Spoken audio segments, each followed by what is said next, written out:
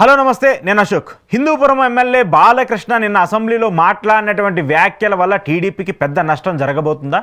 ఒక విధంగా ఇది నిజం. అసెంబ్లీలో బాలకృష్ణ గారు మాట్లాడినటువంటి వ్యాఖ్యలు తీవ్ర స్థాయిలో ఇప్పుడు రాజకీయంగా దుమారాన్ని లేపుతున్నాయి. గత ప్రభుత్వానికి సంబంధించి ఇండస్ట్రీని జగన్మోహన్ రెడ్డి ఇబ్బంది పెట్టారంటూ పదే పదే మాట్లాడుతూ వచ్చినటువంటి అంశాలన్నీ కూడా అవి రాజకీయంగా టీడీపీ పార్టీకి కూటమి అధికారంలోకి రావడానికి ఉపయోగపడుతూ వచ్చాయి. చంద్రబాబు నాయుడు గారు కావచ్చు, లోకేష్ కావచ్చు, అలాగే ఇప్పుడు ఉప ముఖ్యమంత్రి ఉన్నటువంటి పవన్ కళ్యాణ్ కూడా పెద్ద ఎత్తున విమర్శలు చేస్తూ వచ్చారు అప్పటి ప్రభుత్వాన్ని, అప్పటి ముఖ్యమంత్రి జగన్మోహన్ రెడ్డిని. సో ఇప్పుడు ఈ విషయాలకు సంబంధించి నిన్న అసెంబ్లీలో బీజేపీ ఎమ్మెల్యే కామినేని శ్రీనివాసరావు మాట్లాడిన తర్వాత టీడీపీ ఎమ్మెల్యే బాలకృష్ణ మాట్లాడినటువంటి వ్యాఖ్యలు పెద్ద ఎత్తున చర్చగా దారితీస్తూ ఉన్నాయి.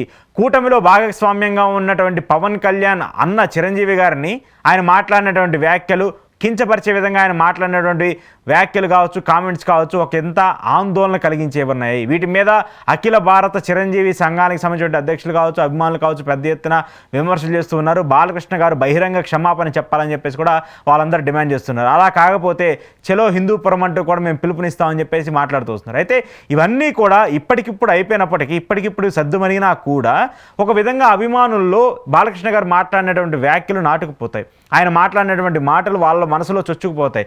గతంలో కూడా ఇదే బాలకృష్ణ గారు జన సైనికులకు సంబంధించి, జనసేన అభిమానులకు సంబంధించి వాళ్ళందరూ కూడా సంకర జాతి వాళ్ళంటూ కూడా సంబోధించినప్పుడు జన సైనికులు కావచ్చు, లేదంటే నాగబాబు లాంటి వాళ్ళు కావచ్చు పెద్ద ఎత్తున విమర్శలు చేస్తూ వచ్చారు. అప్పుడు కూడా ఒక విధంగా అది బాలకృష్ణ గారికి డ్యామేజ్ జరిగింది, టీడీపీ పార్టీకి డ్యామేజ్ జరిగింది. సరే, ఆ తర్వాత పొత్తులోకి వెళ్ళారు, కూటమిగా ఏర్పడ్డారు, గెలుచుకుంటూ వచ్చారు, అదంతా కూడా పక్కన పెట్టేస్తే ఇప్పటికీ కూడా బాలకృష్ణ గారి మీద సాఫ్ట్ కార్నర్ ఎక్కడా లేదు జన సైనికులు. వాళ్ళందరూ కూడా తీవ్ర స్థాయిలో బాలకృష్ణ గారిని వ్యతిరేకిస్తూనే వస్తున్నారు. సో ఇప్పుడు ఆల్రెడీ టీడీపీ పార్టీకి జూనియర్ ఎన్టీఆర్ వివాదం ఒక కొరకరాని కొయ్యిగా తయారవుతూ వచ్చింది. జూనియర్ ఎన్టీఆర్ని అనంతపురం టీడీపీ ఎమ్మెల్యే దగ్గుబాటి ప్రసాద్ మాట్లాడినటువంటి వ్యాఖ్యలు, ఆయన తల్లి గారి మీద ఆయన దూషించినటువంటి పదజాలము, దాని మీద జూనియర్ ఎన్టీఆర్ అభిమానులందరూ ఆగ్రహం వ్యక్తం చేస్తూ చలో అనంతపురం అని చెప్పేసి అనంతపురం వెళ్ళి టీడీపీ ఆఫీస్ ముందు, ఆయన కార్యాలయాల ముందు ధర్నాలు చేయడము, ఇవన్నీ కూడా జరుగుతూ వచ్చాయి. ఇప్పటికీ జూనియర్ ఎన్టీఆర్ ఫ్యాన్స్కి అలాగే టీడీపీ పార్టీకి ఒక గ్యాప్ క్రియేట్ అవుతూ వస్తుంది. రాబోయే రోజుల్లో ఇది మరింత పెరిగే అవకాశంగా కూడా ఉందంటూ కూడా రాజకీయ విశ్లేషకులు చెప్తున్నారు. సో ఒక పక్క జూనియర్ ఎన్టీఆర్ వివాదం కంటిన్యూ అవుతుంది. ఇప్పుడు కొత్తగా మళ్ళీ టీడీపీ పార్టీకి సంబంధించి టీడీపీకి నష్టం చేకూర్చే విధంగా బాలకృష్ణ గారు అసెంబ్లీలో చేసినటువంటి వ్యాఖ్యలు మరింత తీవ్ర స్థాయికి తీసుకెళ్లే అవకాశాలు కనిపిస్తున్నాయి.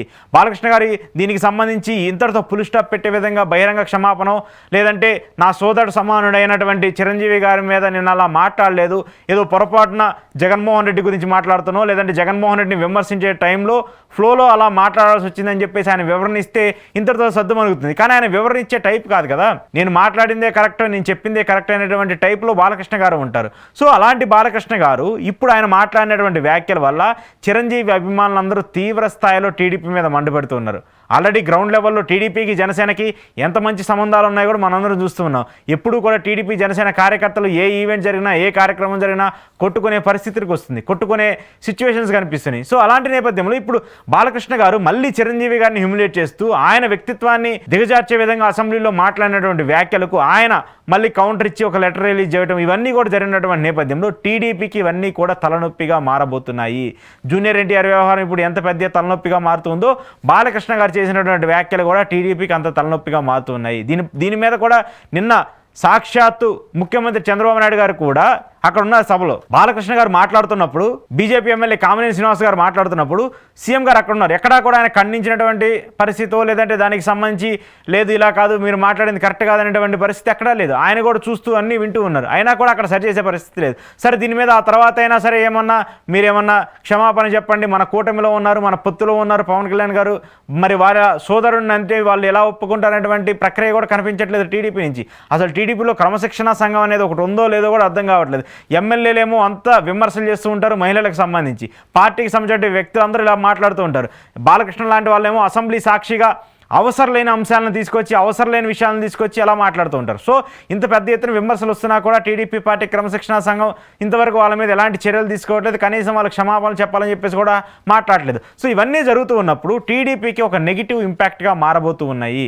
అభిమానులు వాళ్ళు ఎంత ఓట్ బ్యాంక్ ఉంటుంది వాళ్ళది, వాళ్ళు ఎంతవరకు సహకరిస్తారు, వాళ్ళు గెలిపోవటంకి సంబంధించి ఎంత ఉంటుందో లేదనేది పక్కన పెట్టేస్తే ఖచ్చితంగా వాళ్ళు కూడా కొంత మేజర్ ఫ్యాక్టర్ ప్లే చేస్తారు రాజకీయాలకు సంబంధించి, ఎన్నికలకు సంబంధించి. మనం మీరు టీడీపీ అధికారంలోకి రావడానికి జూనియర్ ఎన్టీఆర్ అభిమానులు ఎంతో కొంత ఉపయోగపడే ఉంటారు కదా. 10 లక్షల ఓట్లు 5 లక్షల ఓట్లు రాష్ట్రానికి సంబంధించి వాళ్ళు ఉంటాయి కదా, అవన్నీ కూడా మీకు అవుట్ రేట్గా పడినాయి కదా.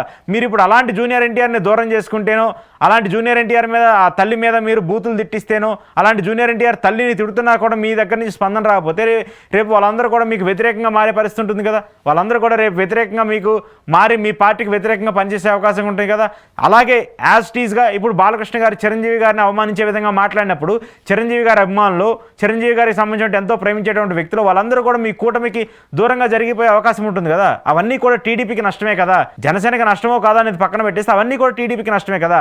కాబట్టి దీని మీద టీడీపీ పార్టీ ఖచ్చితంగా చర్యలు తీసుకోవాలని చెప్పేసి చిరంజీవి అభిమానులు కోరుతూ ఉన్నారు. అలాగే బాలకృష్ణ గారిని ఖచ్చితంగా బహిరంగ క్షమాపణ చెప్పాలని చెప్పేసి చిరంజీవి అభిమానులు డిమాండ్ చేస్తూ ఉన్నారు. మరి దీనికి సంబంధించి ఇంతటితో ఫుల్ స్టాప్ పెట్టడానికి బాలకృష్ణ గారు ముందుకు వస్తారా లేదా అనేది మాత్రం చూడాల్సి ఉంది.